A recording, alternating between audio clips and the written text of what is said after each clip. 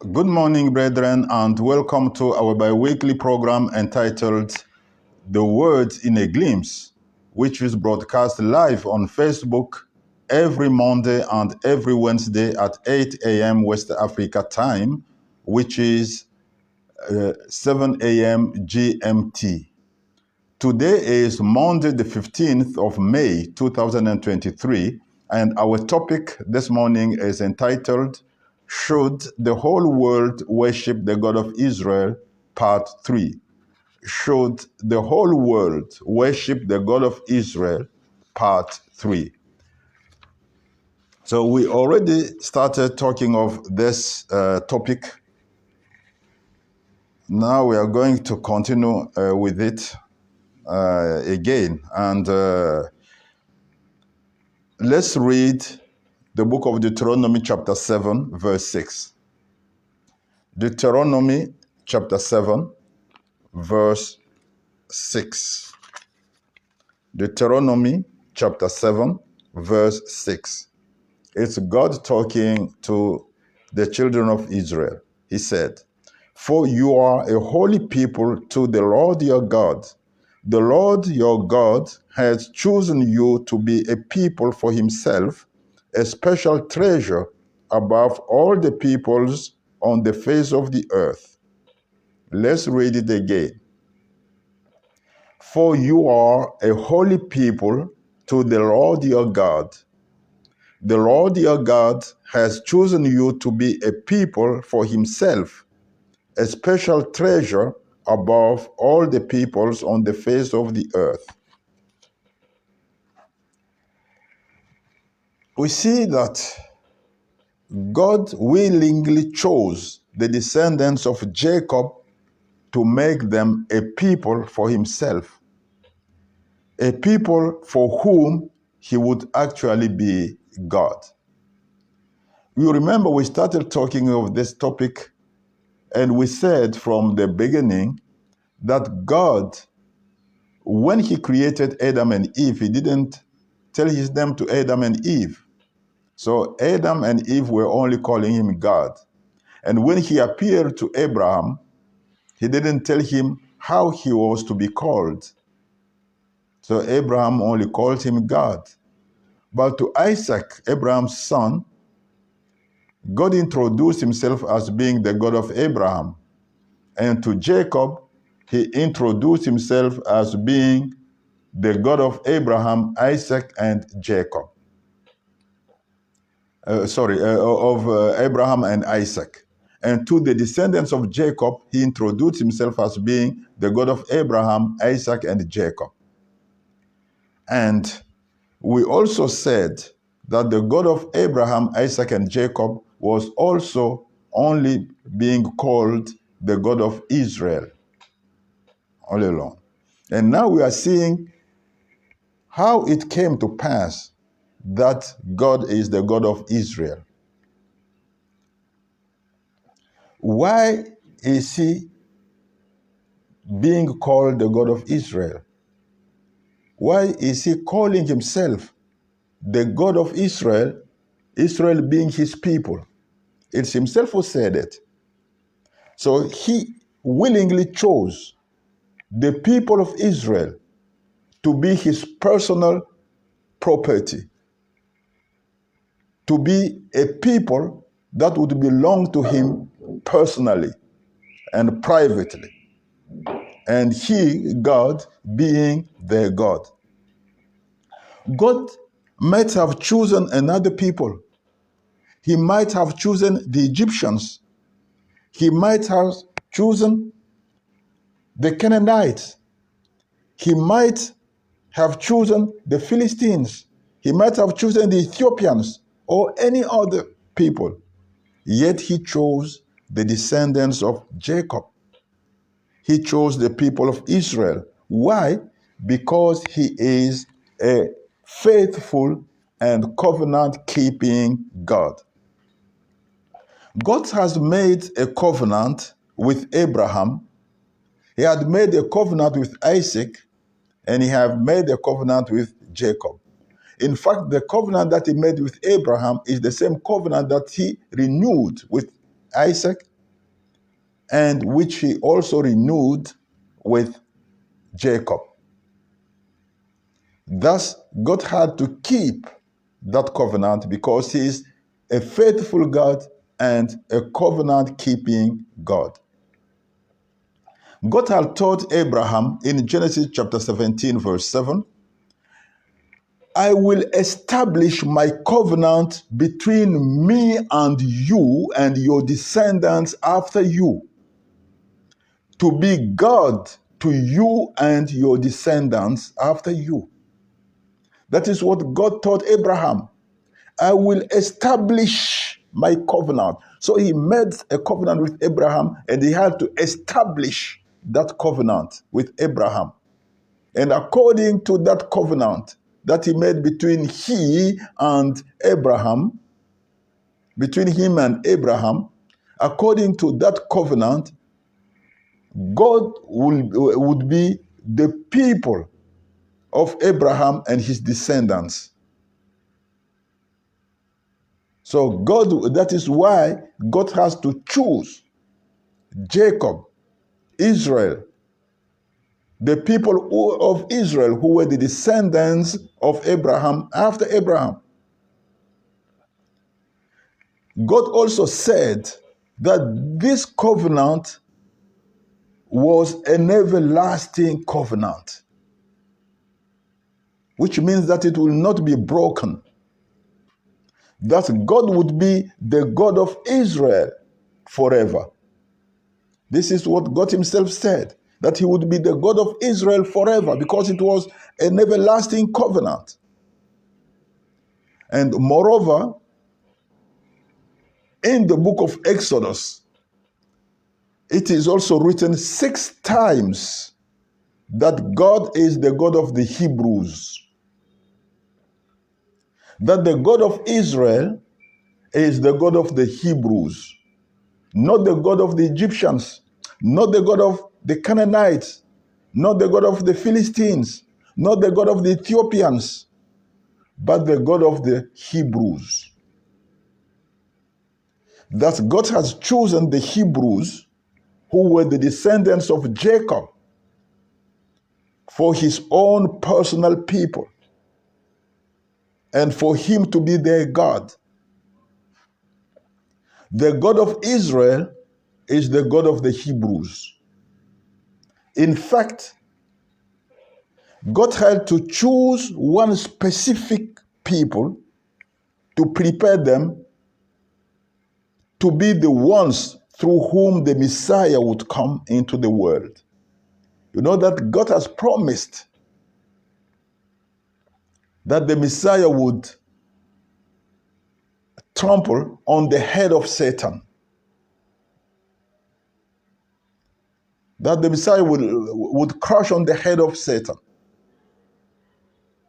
And that Messiah had to come from a woman. This is what he said in the Garden of Eden before he sent man and he sent Adam and Eve out of the Garden of Eden. So in fact, this is what God was doing, to choose a people through whom the Messiah would come into the world. And for this, he decided not to choose a people that was already existing. He instead created a whole people from scratch, out of just one individual, out of just Jacob, who is also known as Israel. And Jacob was a Hebrew, so were all his descendants. God created a situation that made Jacob go down to Egypt with all his children and his children's children and settle there. All of them dwelling in just one place, dwelling in an area of Egypt that Pharaoh provided for them, the land of Goshen. And God made that for them to become a people because they were just a family. So there in Goshen, they multiplied greatly and they became a people out of just a family of 66 that came down to Egypt with Jacob, their father. Out of the 66 people who came down to Egypt from the land of Canaan where they were dwelling with their father Israel. And later on, when God took them out of Egypt under the leadership of Moses to take them to Canaan, Canaan being the land that would be their possession forever, according to the promise that he made to Abraham, to Isaac, and to Jacob. So while they were on their way to Canaan, while they were crossing the wilderness, God gave them a religion in the wilderness. And that religion is the Jewish religion. In fact, he didn't tell them, here is the religion that I'm giving you. No. He gave them the law that they had to respect. The law that would be binding them. He gave them the law and he gave them a set of rules and regulations that they had to observe. A set of rules and regulations by which they were to live in the new land of Canaan where they were going. So God gave them through Moses the law, which is being known as the law of Moses. He gave them a set of rules. He gave them a set of regulations because the law was made of the 10 Commandments and those rules and regulations. So he gave them the law for them to live according to that law. And it is that set of the 10 Commandments with the rules and the regulations, which also explained how they were to worship God, how they were to serve God. It's all that which made the Jewish religion. So it is these law, rules, and regulations put together that made the Jewish religion, with the God of Israel, the God of the Hebrews, being the ultimate ruler. Of course, they had to have human rulers. For example, Moses, who was leading them into the wilderness, was their ruler. Joshua, who succeeded Joshua, was the ruler. All the judges that came after Joshua were rulers, but all of them were human rulers. But on top of them, above them, there was the ultimate ruler, who is God, the God of Israel, the God of the Hebrews, the God of the Jews. Yes, the God of the Jews. Because those practicing the Jewish religion are called Jews. And according to God's plan in those times, only the Hebrews of Jacob's descent were Jews. Only those Hebrews who descended from Jacob, from Israel, were Jews, because they are the ones who received the law, rules, and regulations from God in the wilderness. Those law, rules, and regulations making altogether the Jewish religion. So those practicing the Jewish religion are called the Jews. And in those times, only the descendants of Israel, the people of Israel, were Jews. Of course, all the descendants of Jacob adopted the Jewish religion because they all accepted the law, rules, and regulations that were given them in the wilderness. So they all accepted, they all adopted that Jewish religion, and they all were Jews, and they were the only Jews. Thus, the God of Abraham, Isaac, and Jacob, the God of Israel, the God of the Hebrews, was the God of the Jews. And the Jews were now forming a nation. The Jews were forming the Hebrew nation. The Jews were forming the nation of Israel. Thus, the God of Israel is the God of the nation of Israel. The nation of Israel being the nation of the Jews, being the Jewish nation. All those who were not of the nation of Israel were called Gentiles or pagans because they were not worshiping I am the God of Israel. Then at times, the nations of the Gentiles were only called the nations, while the nation of the Jews was only called Israel and not the nation of Israel. So in those times, there were Israel on one side and the nations on the other side. That is how things were. And Israel was made of the Jews, while the nations were made of the Gentiles. So all those who were not Jews were called Gentiles.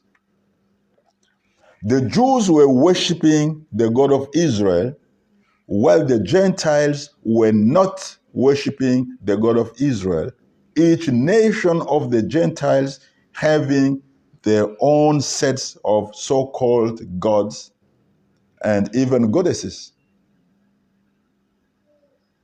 Thus, only the Jews, only the people of Israel were worshiping the God of Israel. In other words, to worship the God of Israel in those times, you were to be of the people of Israel. You were to be a Jew. You were to be part of the descendants of Jacob, part of the descendants of Israel. You were to be an Israelite in those times. So the God of Israel was the God of the Jews. The God of Israel was the God of the Israelites only in those times. Why had God to choose a people and set that people apart from other people? In fact, God was preparing that people that he has set apart, the people of Israel, to be the mother nation of the Messiah who had to come into the world to reconcile man with God after man had lost his privileged place at God's side. Because the Messiah had to come into the world as a human being. And to come into the world as a human being, the Messiah had to be born as a man. And to be born as a man, he had to be born to a family. And a family always belongs to a nation. He couldn't send him to be born anywhere, anyhow, to any family. To a family of idol worshippers, for example. Or a family of wizards, of sorcerers. He had to send Jesus to be born in a family that he had prepared himself, belonging to a nation that was respecting his rules and regulations and his law. That is why he had to set apart a people that would be the mother nation of the family to which the Messiah was to be born. We have not finished with this teaching. We will continue with the same teaching on this coming Wednesday. God bless you abundantly beyond all your expectations and have a very wonderful week.